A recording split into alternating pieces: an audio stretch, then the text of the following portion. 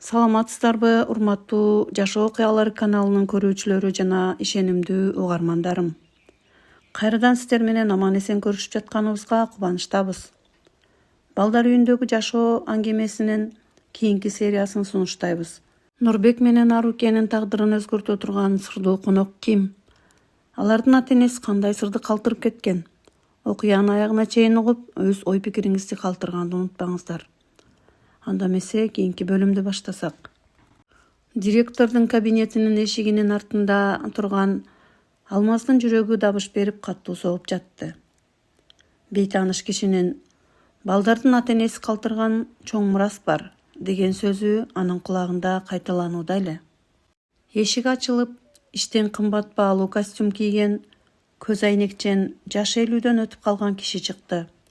Анын аты Эркин болчу. Ал Алмазды көргөндө бир аз токтоп, аны баштан аяк шектүү карап өтүп, имараттан чыгып кетти. Алмаз дароо директордун кабинетине кирди.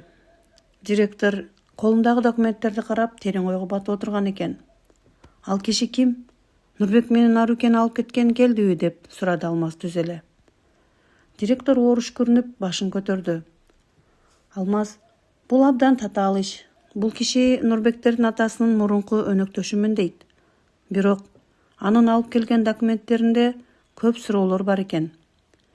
Эң башкысы, балдардын ата-энеси каза болгондо мурда чоң фирмасын жана мүлкүн ага эмес, балдары 18ге толгонго чейин камкордук алган адамга өткөрүп берүү тууралуу керээс калтырган экен. Алмаз акылдуу бала эле. Ал дароо бардыгын түшүндү. Эгерде Эркин мырза балдарды өз камкордугуна алса, анда ал балдардын ата-энесинен калган бүткүл байлыкты өз колуна алат болчу. Демек, бул кишиге балдардын өзү эмес, алардын байлыгы гана керек. Ошол күнү кечинде Эркин мырза балдарга белек печкегин көтөрүп кайра келди. Ал Арукеге чоң оюнчук, Нурбекке жаңы телефон сунуштап, өзүн эң мээримдүү ага катары көрсөтүүгө аракет кылды. Нурбек, Аруке, мен силердин атаңардын эң жакын досу болгом. Силерди бул муздак жерден алып кетип, өз үйүмдө падышадай багып чоңойтом, деди ал жасалма жылмайып. Бирок Нурбек белекти алган жок. Ал Эркиндин көздөрүнөн жылуулук эмес, муздак, эсепчиликтик сезди. Бизге белектин кереги жок. Бизге ата-энем керек болчу. А сиз алар тирүү кезде биздин үйгө бир да жолу келген эмессиз, деди Нурбек. Эркиндин жүзү бир заматта өзгөрө түштү. Бирок өзүн тез колго алып жылмайган болду. Ошол түнү түн бир окумда Алмаз балдар үйүнүн короосунда токтоп турган кара машинаны байкап калды. Тезинен артынан аңдып карап олтуруп, Эркин мырзанын телефондо бирөө менен каардуу сүйлөшүп жатканын көрдү. Иш оңой болбой жатат. Директор документтерди кылдат текшерип жатат. Ал эми тиги кичинекей бала да мага ишенбей жатат. Мага тез арада балдарды бул жерден алып чыгуунун башка жолу керек. Эгер ал керээ сотко жетсе, биз банкрот болобуз. Нурбек менен Арукенин кандай болбосун колума алышым керек. Аны уккан Алмаздын төбө чачы тик турду. Эркин мырза жөн гана алдамчы эмес, өтө коркунучтуу адам эле. Алмаз дароо Нурбекти ойготуп, аны сыртка алып чыкты. Нурбек, мени кунт коюп ук, деди Алмаз анын ийиндеринен кармап. Тиги киши сага жана карындашыңа коркунуч туудурат. Ал силердин ата-энеңердин байлыгын тартып алгысы келет. Эмне болсо да ага ишенбегиле жана анын жанына жалгыз барбагыла. Нурбектин көздөрүнөн коркунуч чагылыша түштү. Бирок Алмаздын ишенимдүү көздөрүн көрүп, өзүн колго алды. Алмаз байке, биз эми эмне кылабыз, деп сурады Нурбек үнү титиреп. Мен силерди коргойм. Эмне болсо да карындашың экөөңдү эч кимге ажыраттырбайм жана зыян келтиртпейм, деди Алмаз бекем ант берип. Бирок каардуу план ыйбак ишке киришип баштаган эле. Эртеси күнү мээрим эже ооруканага капысынан түшүп калганы жана балдар үйүнө жаңы бөтөн кароолчулар дайындалганы белгилүү болду. Балдар үйүнүн ичиндеги атмосфера бир заматта өзгөрдү. Мээрим эже жокто жаңы дайындалган муздак караштуу кароолчулар имараттын кирип чыгуусун катуу көзөмөлгө алышты. Нурбек менен Арукеге Алмазга жакындашууга да уруксат берилбей, аларды башка корпустагы бөлмөгө камап коюшту.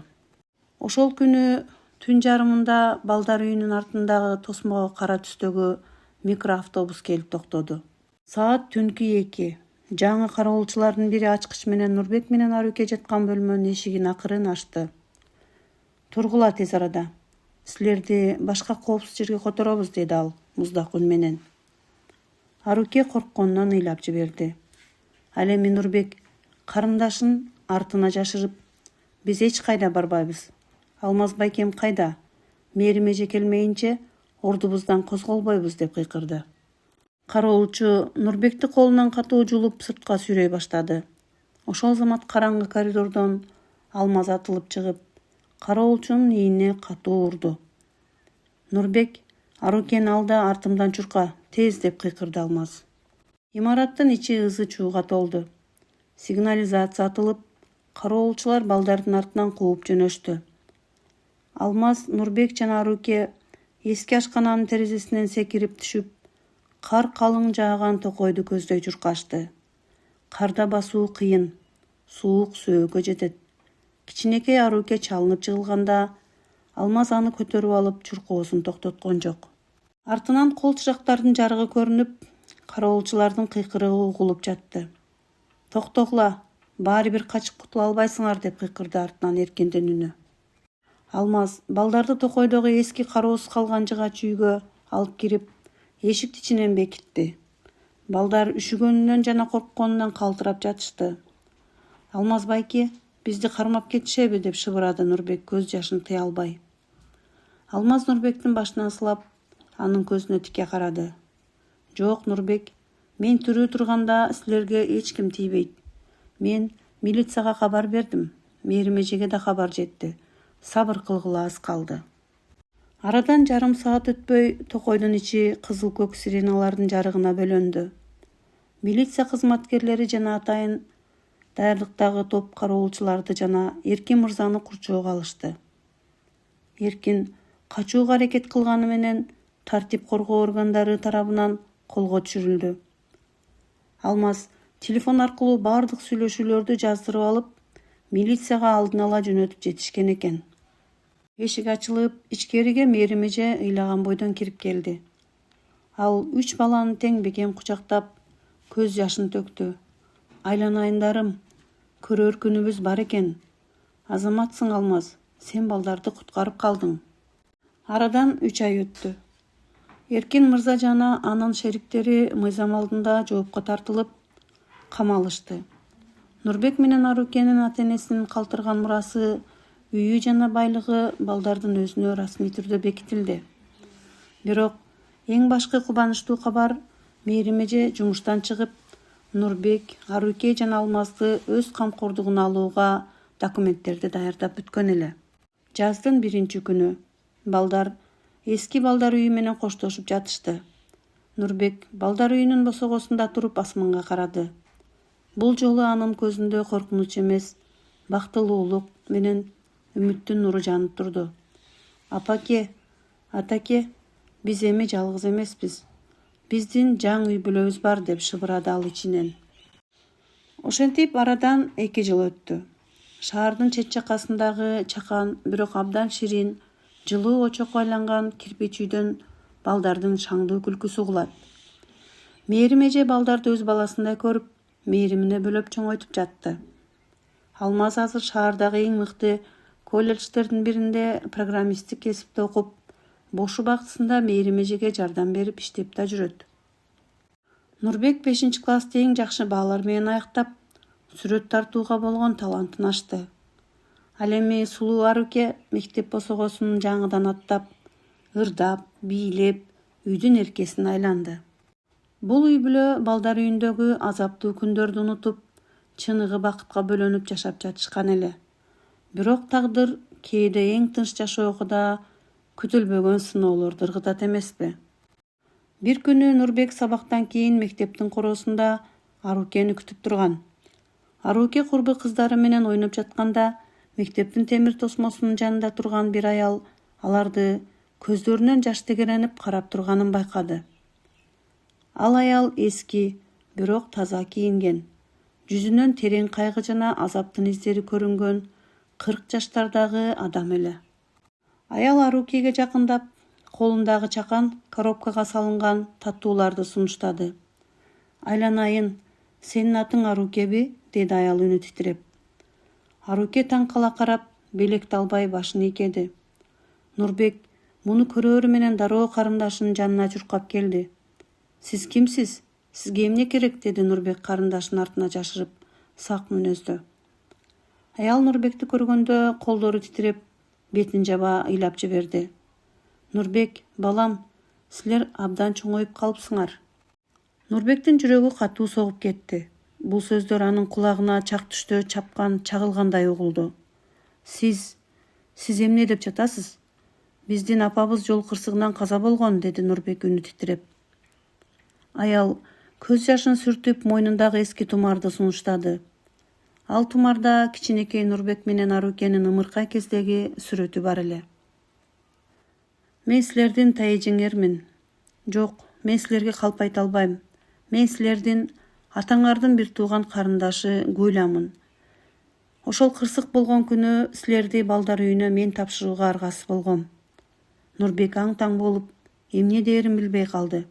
Мурунку ачуу эскерүүлөр, туугандарынын аларды таштап кеткендери кайрадан көз алдына тартыла түштү.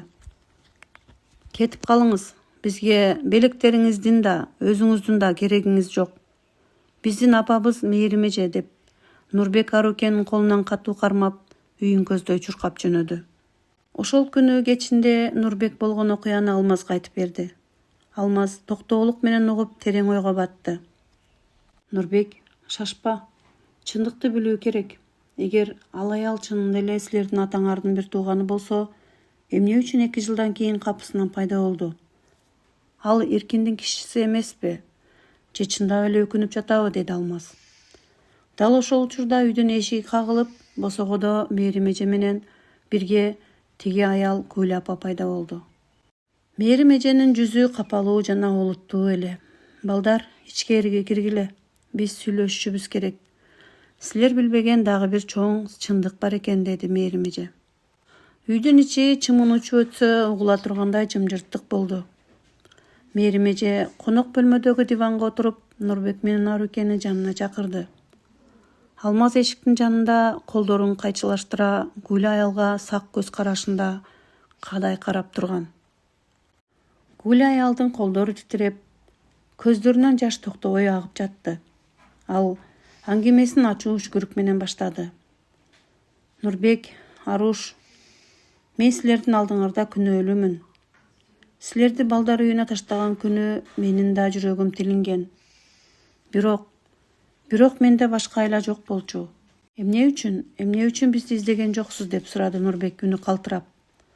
Гүля башын көтөрүп Алмаз менен Мээримежеге карады. Анткени менин өмүрүмө да коркунучтуу болуп жаткан. Силер атаңардын өлүмүн жөнөкөй жол кырсыгы деп ойлойсуңар да, туурабы? Жок, бул жөнөкөй кырсык эмес болчу. Бөлмөдөгүлөрдүн төбө чачы тик турду. Эмне дейсиз? Деп Алмаз ордунан ыргып турду. Ооба, деп улантты Гүля ыйламсырап. Силердин атаңар Болотбек чоң курулуш компаниясынын ээси болчу. Ал Эркиндин арам иштерин, мыйзамсыз акча айлантууларын билип калып, милицияга кабар берүүгө даярданып жаткан. Ошол күнү унаасынын тормозун атайын иштен чыгарып коюшкан. Бул жол кырсык эмес, атайын уюштурулган өлтүрүү болчу. Нурбектин көздөрүнөн каардуу жаш агып түштү. Ал кичинекей колдорун жумуп, тиштерин кычыратып, ата-энесинин азабы, балдар үйүндөгү суук түндөр, мунун баары ошол Эркин деген каардуу адамдын айынан болгонун түшүндү. А мен болсо, деп улантты Гүля ошол кезде, Эркиндин коркутуусунан улам, шаардан качууга аргасыз болгом. Анткени ал мени да, силерди да жок кылууну пландап жаткан. Силерди балдар үйүнө бергеним силерди Эркиндин колунан жашыруунун жалгыз жолу болчу. Гүл аял баштыгынан эски калың флешканы сууруп чыкты. Бул флешкада атаңардын Эркинге каршы жыйнаган акыркы далилдери бар. Эркин азыр камакта жатканы менен, анын сырттагы шериктештери дагы деле бул флешканы издеп жатышат. Ушул күнгө чейин мен жашынып жашап келдим. Бирок эми Эркиндин эң жакын жардамчысы Рустам деген адам менин артымдан түштү. Ал силердин кайда жашап жатканыңарды да билип калыптыр. Дал ошол учурда үйдүн короосунан иттин катуу үргөнү угулду. Алмаз дароо терезеге жакындап, пардан акырын четтетип карады. Үйдүн астында 2 унаа токтоп турган. Ичинен кара көз айнектүү 3 эркек түшүп келе жаткан эле. Урматтуу угармандарым, ушуну менен экинчи бөлүмдүн да соңуна жеттик. Кийинки бөлүмдөн жолугушканга чейин баарыңыздар амандыкта туруңуздар.